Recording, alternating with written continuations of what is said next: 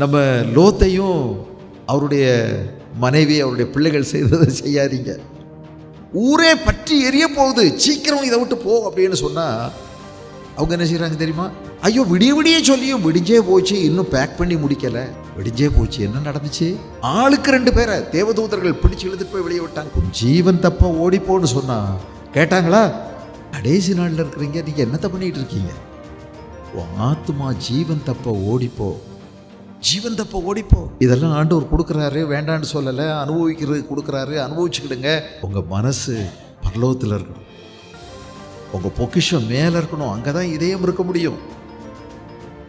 இயேசுதான் பொக்கிஷம். இழக்கக்கூடாத நம்முடைய பந்தய பொருள் இயேசுதான். அவரை கண்ணு வச்சு அவரையே நோக்கி ஓடணும், அவரைத்தான் இழக்கக்கூடாது.